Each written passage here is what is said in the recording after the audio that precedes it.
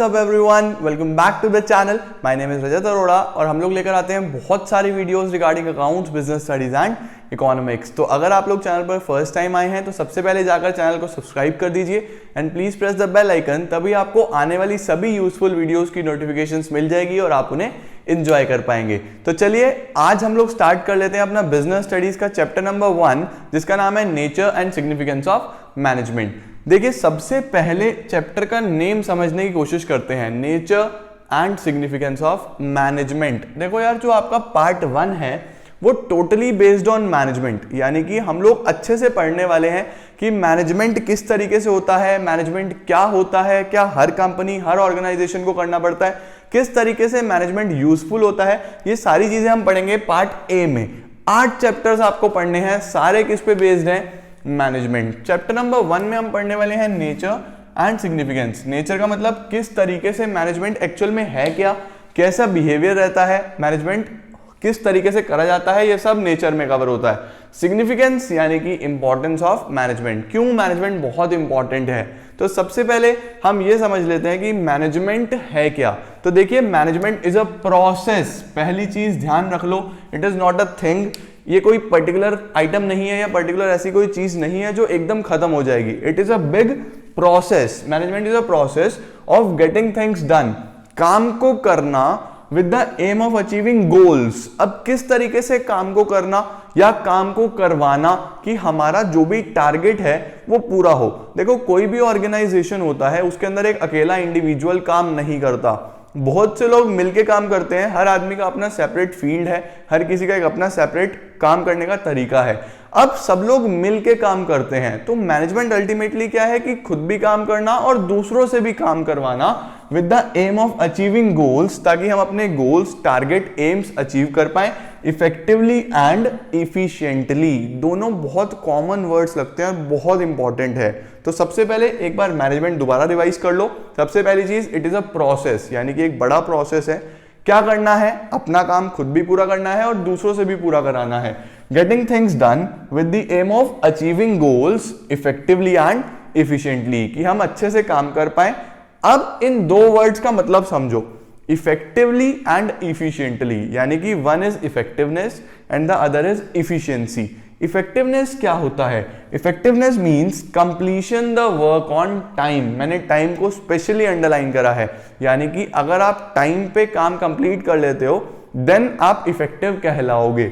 दूसरा क्या है, completion of task with minimum cost. मैंने कॉस्ट को अंडरलाइन करा है and maximum utilisation of resources, यानी कि यहां पे काम पूरा करना है, कैसे भी करो काम पूरा होना चाहिए। मेन फोकस किस पे है, टाइम पे, लेकिन यहां पे कॉस्ट पे फोकस है। ऐसा नहीं है कि आप काम पूरा कर रहे हो और खर्चा बढ़ा दिया, तो काम पूरे करने के लिए आप इफेक्टिव तो हो, लेकिन अगर कॉस्ट बढ़ गया तो फिर आप इफिशिएंट नहीं हो। यानी कि दोनों चीजों का अगर आप ध्यान रखो कि काम भी पूरा करो और कम से कम कॉस्ट में करो, तो आप इफेक्टिव भी होगे और इफिशिएंट भी होगे। एक छोटा सा केस स्टडी देखते हैं कि फॉर एग्जांपल मिस्टर एक्स को 100 यूनिट्स का प्रोडक्शन करना है 3 डेज में। अब मिस्टर एक्स इन 100 यूनिट्स का प्रोडक्शन 3 डेज में कर देते हैं, लेकिन इनका कॉस्ट नॉर्मल से थोड़ा सा ज्यादा आ जाता है। तो क्या मिस्टर एक्स इफेक्टिव हैं? बिल्कुल हैं। क्यों हैं? क्योंकि 3 डेज में इन्होंने अपना काम पूरा कर दिया, बट इनका खर्चा ज्यादा आया है। तो क्या मिस्टर एक्स इफिशिएंट हैं? बिल्कुल भी नहीं है। क्यों? क्योंकि खर्चा जैसे ही बढ़ गया तो आप इफिशिएंट नहीं हो। इफिशिएंट होने के लिए कॉस्ट आएगा मिनिमम और रिसोर्सेज कैसे यूटिलाइज्ड होंगे, मैक्सिमम। मेन कंसीडरेशन इफेक्टिवनेस का क्या होता है, एंड रिजल्ट, यानी कि टाइम पे काम पूरा होना चाहिए। और इसका मेन कंसीडरेशन क्या होता है, कॉस्ट, खर्चा कम से कम आए। तो इफेक्टिवनेस, इफिशिएंसी। अब सर अगर एक हो दूसरा ना हो चलेगा क्या? बिल्कुल भी नहीं, दोनों साथ साथ होने जरूरी हैं। These are two sides of the same coin. आपको एनसीईआरटी में लैंग्वेज देखी पड़ेगी और यही वहां पर आपको मिल भी जाएगी। लैंग्वेज का ध्यान रखना, एनसीईआरटी अच्छे से पढ़ो, एनसीईआरटी से ही सारी तैयारी करनी है। नेक्स्ट टॉपिक आता है हमारे पास, फीचर्स ऑफ मैनेजमेंट। मैनेजमेंट के कौन कौन से फीचर्स होते हैं। तो सबसे पहले अगर हम बात करें तो it is a goal oriented process. Goal oriented process से क्या मतलब है, देखो हर ऑर्गेनाइजेशन में जो भी काम होता है वो टुवर्ड्स अ गोल होता है। यानी कि अगर हम लोग अपना भी एक नॉर्मल इंडिविजुअल लेवल पे भी बात करें कि आप लोग जितनी भी पढ़ाई कर रहे हो वो अपने गोल के हिसाब से कर रहे हो। अब अगर किसी का गोल 95% स्कोर करने का है तो वो उसी के अकॉर्डिंगली अपनी स्टडीज को मैनेज कर रहा है, यानी कि वो अभी से स्टार्टिंग से सब कुछ पढ़ के चल रहा है। अगर किसी का एम सिर्फ पास होना है कि मैं बस पास हो जाऊं, 50% 60% भी चलेगा, तो अभी वो इतना सीरियस नहीं है स्टडी को लेके, वो इतना ज्यादा अपना मैनेजमेंट उस तरीके से नहीं कर रहा क्योंकि उसको जस्ट पास होना है। तो पास होने के लिए तो अगर वो लास्ट 4 to 5 मंथ्स भी पढ़ेगा तब भी पास हो जाएगा। समझ रहे हो बात को? यानी कि हर चीज गोल से रिलेटेड होती है। तो मैनेजमेंट हम किसके बेसिस पे करते हैं? अपने गोल के बेसिस पे। इतने अच्छे से चीजों को मैनेज करना कि हमारा गोल कंप्लीट हो जाए। तो it is a goal oriented process. दूसरा क्या होता है? Management is pervasive. परवेसिव का मतलब क्या होता है गाइस? यूनिवर्सल। यूनिवर्सल मतलब कि कोई भी ऑर्गेनाइजेशन हो, चाहे वो छोटा हो, चाहे वो बड़ा हो, चाहे वो प्रॉफिट मेकिंग हो, चाहे वो नॉन प्रॉफिट मेकिंग हो, चाहे आपका घर है, चाहे हॉस्पिटल है, चाहे क्लब है, इवन कुछ भी है, हर किसी को मैनेजमेंट की जरूरत होती है। कि अगर आप लोग अपने घर पे भी होते हैं तो आपकी मम्मा भी रोज सुबह परेशान होती हैं कि यार आज घर में सब्जी क्या बनने वाली है, उसके लिए भी मैनेजमेंट चाहिए। यानी कि एक छोटे से छोटे ऑर्गेनाइजेशन से लेके बड़े से बड़े ऑर्गेनाइजेशन, इवन हमारे घर में भी मैनेजमेंट की जरूरत होती है। कोई भी ऐसा ऑर्गेनाइजेशन नहीं है जो बिना मैनेजमेंट के चलेगा। तो management is a universal thing, management is pervasive. इसके बाद आता है हमारे पास management is multi dimensional. Multi dimensional का मतलब क्या होता है कि मैनेजमेंट 3 चीजों को कवर करता है, 3 डायमेंशंस को कवर करता है। अब वो कौन से डायमेंशंस है guys? This is a very important point और आपको केस स्टडी में भी मिल सकता है। इसको भी मार्क कर लो और मैं इंपॉर्टेंट पॉइंट्स को बोलता हूं सावधान इंडिया, तो इस पे लिख लो सावधान इंडिया पॉइंट। अब मल्टी डायमेंशनल में 3 है, management of work, management of people, management of operations. Management of work क्या होता है कि एक्चुअल में हम लोग किस तरीके से अपने काम को मैनेज करें, कि कितना काम करना है, वो काम कैसे करना है, उस चीज को समझना हम लोग क्या बोलते हैं? Management of work. दूसरा आता है management of people. Management of people यानी अब हमने काम तो डिसाइड कर लिया कि हाँ ये काम करना है, इतने यूनिट्स का प्रोडक्शन करना है, इतने टाइम में करना है, उसको करेगा कौन? प्रोडक्शन कौन करने में मदद करेगा? बनाएगा कौन? That is our human resource, हमारे एम्प्लॉइज। वो सारी चीजें किस में आ जाती है? Management of people. तो वर्क में क्या आएगा? What is to be done. People में क्या आएगा? By whom it is to be done. इसके बाद तीसरा क्या आ जाता है? Management of operation. Management of operation यानी एक्चुअल में टास्क को, यानी इस काम को पूरा करना। यानी कि management of operation is a combination of both management of work and management of people. यानी कि इन दोनों को अगर मिला दें कि काम को और पूरा करना है, that is work as well as people, तो टारगेट जो आउटपुट जनरेट होगा उसको मैनेज करना हम क्या बोलते हैं? Management of operations. इसीलिए मैनेजमेंट को क्या बोला जाता है? It is multi dimensional. आगे बढ़े गाइस, आई होप यहां तक आपको सब कुछ क्लियर है। इसमें आपको कुछ भी डाउट आता है तो आप कमेंट सेक्शन में पूछ सकते हैं, या आप मुझे इंस्टाग्राम पर भी फॉलो कर सकते हैं। इंस्टाग्राम का यूजर नेम आपको इधर दिखाई दे रहा है। तो चलिए अब आगे बढ़ते हैं 4th पॉइंट की तरफ।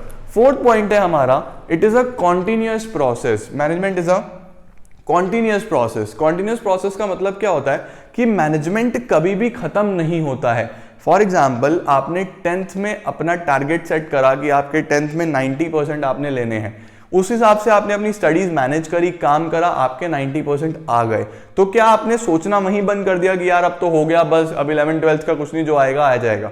ऐसा नहीं हुआ था। जैसे ही आपने अपना 10th का गोल अचीव करा, इमीडिएटली आप आगे बढ़े क्लास 11th के गोल की तरफ। यानी अब नया गोल, तो फिर से मैनेजमेंट शुरू हो गया उस गोल को अचीव करने के लिए। सिमिलरली जैसे ही 11 का कंप्लीट हुआ तो अब आपका टारगेट है कि आपने 12th में कुछ अचीव करना है, अब आप मैनेजमेंट उसके अकॉर्डिंगली कर रहे हो।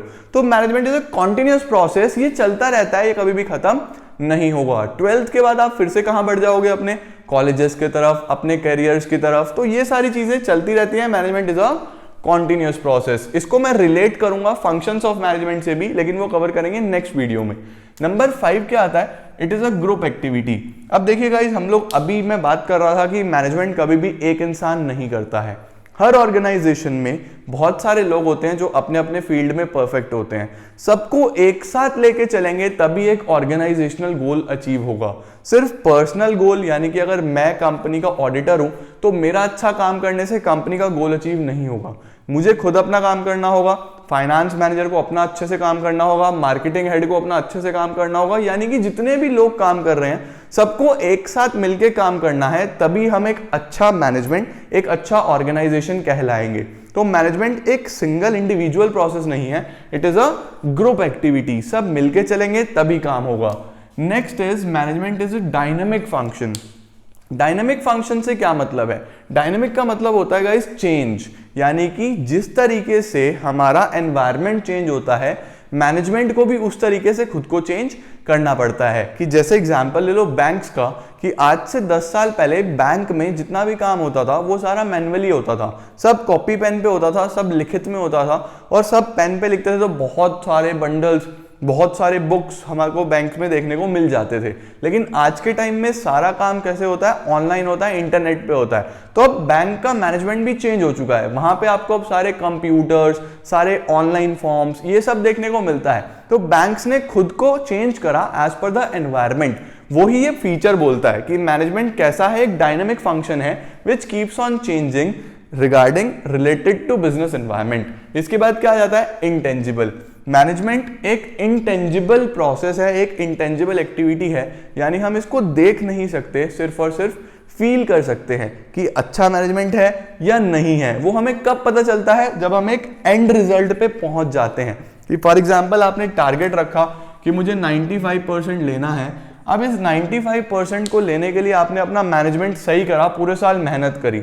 अब आपको रोज तो नहीं दिख रहा था कि आप सही से काम कर रहे हो या नहीं कर रहे हो, बट जब रिजल्ट आएगा तो रिजल्ट वाले दिन अगर आपके 95 हो जाते हैं तो आप कह सकते हो कि हाँ हमारा मैनेजमेंट गुड था। लेकिन अगर नहीं आते, फॉर एग्जांपल आप 90 पे रह जाते हो, तो आप कह सकते हो कि आपका मैनेजमेंट गुड नहीं था। तो अल्टीमेटली मैनेजमेंट को हम देख तो नहीं पाए, लेकिन अपने रिजल्ट में फील जरूर कर पाए कि हाँ कहीं ना कहीं कमी रह गई थी, तभी हमारा गोल अचीव नहीं हुआ। तो ये है गाइस 7 फीचर्स जो आपने कवर करने हैं। It is a goal oriented process, pervasive, multi dimensional, continuous process, group activity, dynamic function and intangible activity. आगे अगर बढ़े तो एक टॉपिक और आज की वीडियो में कवर करेंगे जो कि है objectives of management. This is also very important topic, इससे भी केस स्टडी कई बार आ जाती है, तो ध्यान से समझिएगा। ऑब्जेक्टिव्स का मतलब क्या होता है कि क्या एम है, क्या गोल है किसी भी ऑर्गेनाइजेशन के मैनेजमेंट के, उसको हम लोग बोलते हैं ऑब्जेक्टिव्स ऑफ मैनेजमेंट। तो अब ऑब्जेक्टिव्स में आपने ये देखना है कि यार हम 11th में पढ़ के आए कि किसी भी ऑर्गेनाइजेशन का एक जो सोल सबसे पहला ऑब्जेक्टिव या मोटिव होता है प्रॉफिट। लेकिन आज के टाइम में सिर्फ प्रॉफिट्स कमाना सफिशिएंट नहीं है, और भी बहुत सारी चीजें हैं जिसको अचीव करना होता है अगर आपने मार्केट में स्टैंड करना है और अपनी ऑर्गेनाइजेशन को आगे लेके जाना है। तो उन सभी ऑब्जेक्टिव्स को हमने डिवाइड करा 3 पार्ट्स में, यानी कि जो मेजर ऑब्जेक्टिव्स हैं वो 3 होंगे। पहला ऑर्गेनाइजेशनल ऑब्जेक्टिव, दूसरा सोशल ऑब्जेक्टिव, तीसरा पर्सनल ऑब्जेक्टिव। अब अगर ऑर्गेनाइजेशनल ऑब्जेक्टिव की बात करें तो it is purely related to organisation objective. Organisation यानी कि हमारे ऑर्गेनाइजेशन के खुद के ऑब्जेक्टिव्स क्या हैं, खुद का क्या क्या टारगेट्स है, वो सब किस में आ जाता है? ऑर्गेनाइजेशनल ऑब्जेक्टिव्स में। अब किसी भी ऑर्गेनाइजेशन का सबसे पहला ऑब्जेक्टिव क्या होता है? सर्वाइवल। सर्वाइवल यानी कि मार्केट में सर्वाइव करना। अगर आपने अपनी ऑर्गेनाइजेशन स्टार्ट करी है या आपने एक नया बिजनेस शुरू करा है तो सबसे पहला गोल क्या होगा आपको? कि हम मार्केट में सर्वाइव करें, क्योंकि आज के टाइम में हमें बहुत सारे कॉम्पिटिटर्स देखने को मिल जाते हैं। अब उन सभी कॉम्पिटिटर्स के साथ सर्वाइव कर पाना इज अ मेजर टास्क। तो सबसे पहली चीज क्या होती है? सर्वाइवल। अब सर्वाइवल कैसे होगा? कि आप कम से कम इतना कमाओ कि आपका कॉस्ट कवर हो जाए। तो सर्वाइवल के लिए क्या है? Earn enough revenue to cover the cost, उससे आप इजीली सर्वाइव कर पाओगे। अगर आगे बढ़ें तो दूसरा ऑर्गेनाइजेशनल ऑब्जेक्टिव होता है प्रॉफिट्स। प्रॉफिट्स का मतलब क्या है? कि सिर्फ सर्वाइवल सफिशिएंट नहीं है, आप कब तक उतना कमाते रहोगे कि बस आपके खर्चे निकलते रहें। अल्टीमेटली ग्रोथ के लिए या आगे बढ़ने के लिए आपको ज्यादा पैसे की नीड होगी। ज्यादा पैसा यानी कि मोर प्रॉफिट्स। तो जो दूसरा ऑर्गेनाइजेशनल ऑब्जेक्टिव आता है वो आता है प्रॉफिट्स। अब अगर आगे बढ़े तो लास्ट वन होता है ग्रोथ। एक ऑर्गेनाइजेशन पैसा तो कमा रहा है लेकिन वो ग्रो नहीं हो रहा। अब देखो दो चीजें होती हैं कि एक इंसान पैसा कमा के अपने घर ले जाके जमा करता रहता है, वो आगे नहीं बढ़ता। अगर आपने लाइफ में आगे बढ़ना है तो आपको उस पैसे को इन्वेस्ट करना सीखना होगा। अब इन्वेस्ट आप दोबारा से बिजनेस में कर रहे हैं या कहीं और कर रहे हैं, दैट डिपेंड्स अपॉन यू। लेकिन अभी बिजनेस स्टडीज की बात करूं तो आपको यह समझना होगा कि बिजनेस को आगे बढ़ाने के लिए ग्रोथ बहुत जरूरी है। ग्रोथ किस तरीके से होगी कि आपके नंबर ऑफ ब्रांचेस बढ़ रहे हैं, आपके नंबर ऑफ प्रोडक्ट्स बढ़ रहे हैं, आपके नंबर ऑफ एम्प्लॉइज बढ़ रहे हैं, ये सारी चीजें आपकी ग्रोथ शो करते हैं। तो जो तीसरा ऑब्जेक्टिव होता है वो होता है ग्रोथ। तो ऑर्गेनाइजेशनल में मेजर 3 होंगे, survival, profits and growth. I hope आपको क्लियर है। अब अगर आगे बढ़े ऑब्जेक्टिव नंबर 2 की तरफ, that is the social objectives. Social objectives is directly related to society, यानी कि हमें पता है कि हमारा जो ऑर्गेनाइजेशन है वो सोसाइटी के रिसोर्सेज यूज करता है और सोसाइटी में एग्जिस्ट करता है। तो कुछ ना कुछ गोल्स या कुछ ना कुछ ऑब्जेक्टिव्स हमारे सोसाइटी के लिए भी होने चाहिए। वो कौन कौन से हैं? जैसे बहुत बेसिक है, supply of quality products at reasonable prices, कि हम गुड क्वालिटी प्रोडक्ट्स दें और रीजनेबल प्राइसेस पे दें। जनरेशन ऑफ एम्प्लॉयमेंट अपॉर्चुनिटीज, हम लोग कुछ एम्प्लॉयमेंट अपॉर्चुनिटीज जनरेट करें। Financial support to community, community यानी कि जो weaker sections of the society हैं या जो अंडर प्रिविलेज सेक्शंस हैं उनको हम लोग कुछ फाइनेंशियल सपोर्ट दें, टाइम टू टाइम कैंप्स वगैरह लगाएं, उनको मेडिकल फैसिलिटीज दें। ये सब किस में आ जाता है? Social objectives. And organising educational and health training programmes, जो मैं अभी कवर कर रहा था कि आप ब्लड डोनेशन कैंप्स वगैरह लगाइए या फिर हेल्थ प्रोग्राम्स अरेंज कीजिए जिससे सोसाइटी की मदद हो, सोसाइटी की भी हेल्प हो। लास्ट होते हैं हमारे पास personal objectives. Personal objectives is totally related to employees of the organisation. अब आप समझिए कि हमने अपना भला कर लिया, हमने सोसाइटी का भला कर लिया, अब ऑर्गेनाइजेशन किससे चलता है? कौन चलाता है? हमारे एम्प्लॉइज, उनका भी तो भला होना चाहिए। तो इनका भला कहां पर करेंगे हम? पर्सनल ऑब्जेक्टिव्स में। सबसे पहली चीज क्या करें? कॉम्पिटिटिव सैलरी, आप एम्प्लॉइज को एक अच्छी सैलरी प्रोवाइड करो। Number 2, good and healthy working conditions, एक अच्छे वर्किंग कंडीशन, उन्हें अच्छा एनवायरनमेंट दो ताकि वो अच्छे से काम कर पाए। नंबर 3, रिकग्निशन, आप उन्हें रिस्पेक्ट दो, आप उन्हें इज्जत दो ऑर्गेनाइजेशन में, तभी वो मोटिवेटेड रहेंगे और अच्छे से काम कर पाएंगे। तो दैट्स इट गाइज, ये थे सारे ऑब्जेक्टिव्स। हमने इस वीडियो में मेनली 3 टॉपिक्स कवर करे, मैनेजमेंट की definition, effectiveness, efficiency. Second one is features of management, third one is objectives of management. अब इस चैप्टर में 3 टॉपिक या 4 टॉपिक और बचते हैं जो कि आने वाली वीडियोस में हम कवर करते जाएंगे। आप लोगों का आज का काम ये है कि आप इन सारे टॉपिक्स को एनसीईआरटी से अच्छे से रीड कर लीजिए। आपको कोई भी प्रॉब्लम आती है तो आप कमेंट सेक्शन में पूछ सकते हैं। और हाँ, मैं ये पिक्चर पूरी की पूरी अगर आप नोट करना चाहें तो स्क्रीनशॉट ले सकते हैं, मैं अभी लास्ट में आपको स्पेस दे दूंगा, या फिर एज इट इज मैं फोटो क्लिक करके टेलीग्राम चैनल पर अपलोड कर रहा हूँ, ज्वाइन कर लीजिए, वहां से आप डाउनलोड कर सकते हैं। तो that's it for today's videos guys, I hope you like it. Thanks a lot for watching this. Please like जरूर कर देना क्योंकि बहुत एफर्ट लग रहा है वीडियोस बनाने में गाइज। पूरा दिन मैं बिजी रहता हूं बट पूरी कोशिश करता हूं कि लेट नाइट आपके लिए वीडियोस बनाएं और अपलोड करें। अभी भी अगर देखें तो टाइम हो रहा है 2:30 हो रहा है और हम लोग काम कर रहे हैं, बट अच्छा लगता है आप सबके साथ काम करके, आप सबके लिए काम करके, इसीलिए करते हैं और करते रहेंगे। तो चलिए आज के लिए इतना ही। आपको स्क्रीनशॉट लेना है ले लीजिए, मिलते हैं नेक्स्ट वीडियोस के साथ।